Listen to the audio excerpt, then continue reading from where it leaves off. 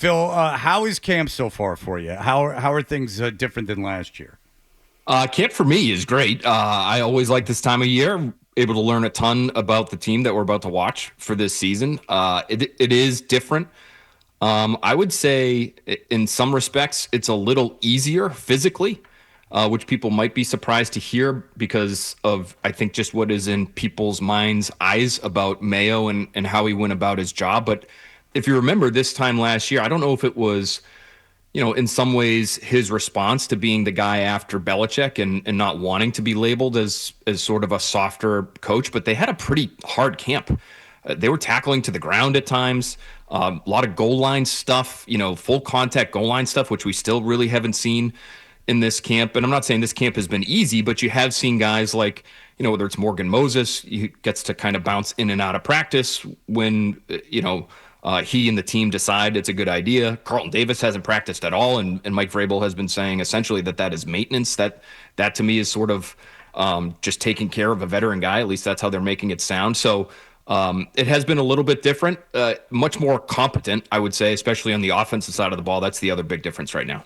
Offensively, you wrote about there's been some issues in the red zone. Is this anything more than an offense still finding its way with some new personnel and everybody acclimating to Josh McDaniels, or is there something else going on? I think, I think you have to start with the talent. I don't see a whole lot of people not knowing where to line up or people running the wrong routes or confusion at the line of scrimmage. Like that to me would be, okay, they just probably need another few weeks to get a grasp of this McDaniels offense. That to me has not been the issue when they have run into issues. The issues have been they're not creating a ton of separation, and they don't have a lot of guys on this roster right now that are just going to win in a one-on-one contested situation, which is a lot of what, for instance, the red zone is. That was a lot of yesterday. And they had a hard time. I was just going back through it. Drake May started out 1 for 6 in competitive low red zone. So they were at the 6-yard line and trying to move in, 1 for his first 6 attempts. And he heated up a little bit at the end, and he ended up making a great connection with Kayshon Boutte, who's been one of the surprises of camp to me.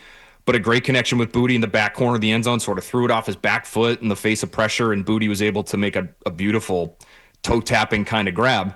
But this, to me, is just sort of indicative of what the problem will be for this team this year, unless they're able to make a high-profile addition.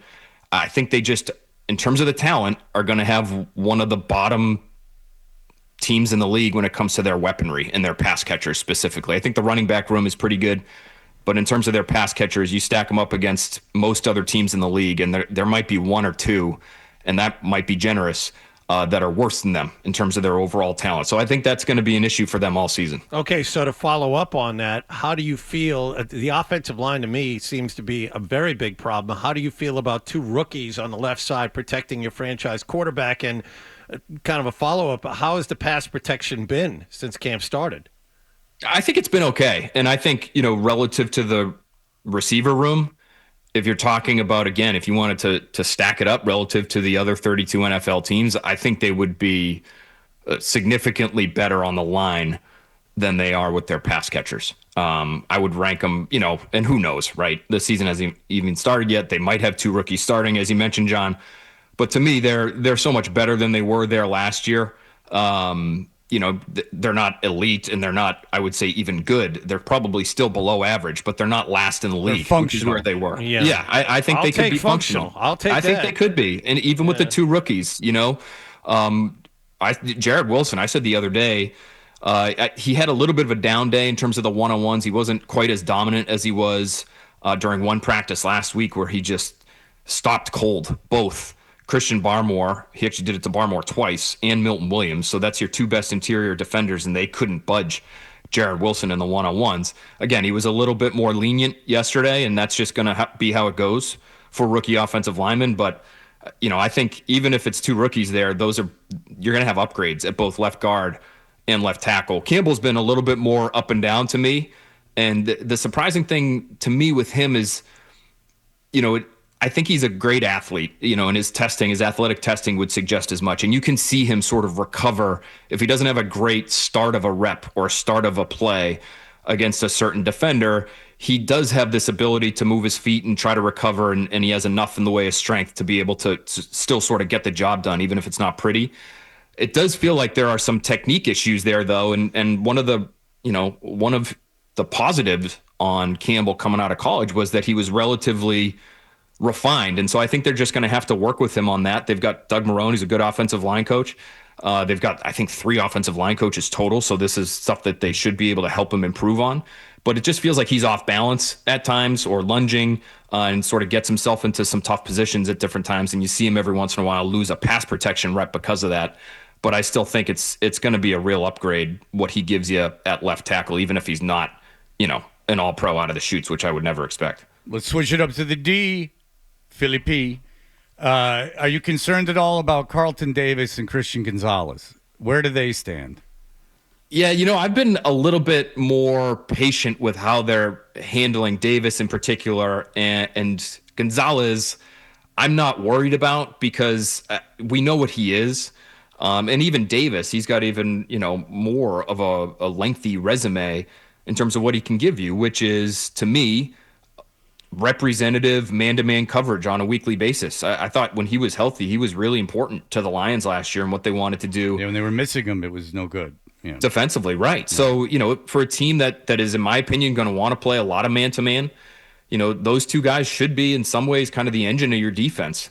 And that might be sort of a reversal from what, the old football cliche is, where everything starts in the trenches, and they should have some help there too. But if you have two guys who can really, lock down a number 1 and a number 2 respectively in those two guys, that's going to go a long way in terms of helping them win football games. So the concern for me would be more with Davis, just because of his age and because he has missed time. He gets hurt a lot.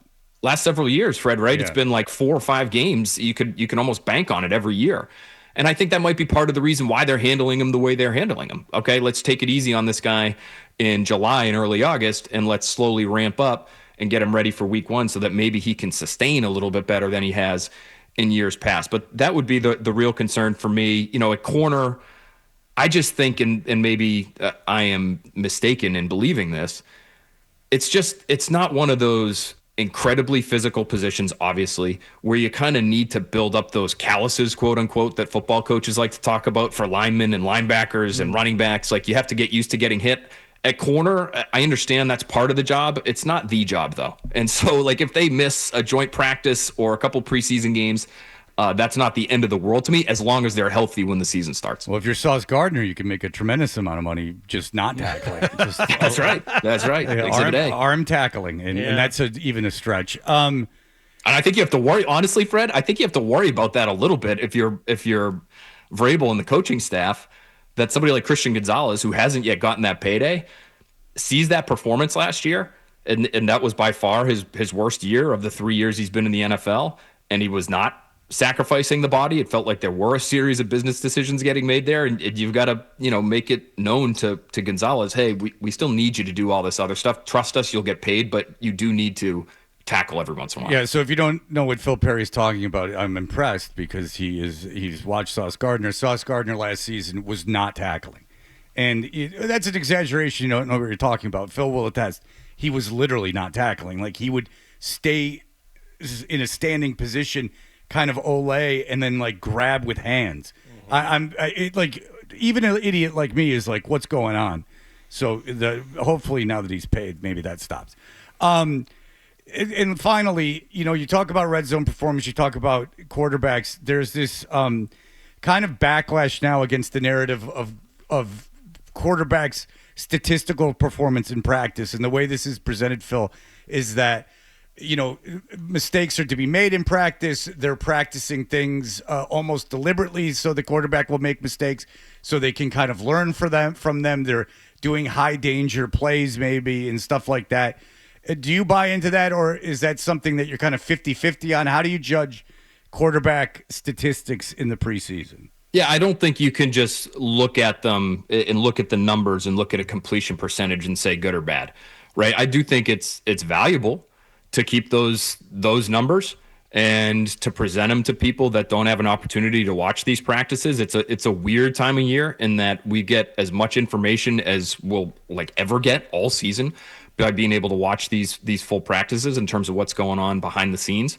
And yet the fans, for the most part, it's obviously free to show up and you can watch if you have the time to do it.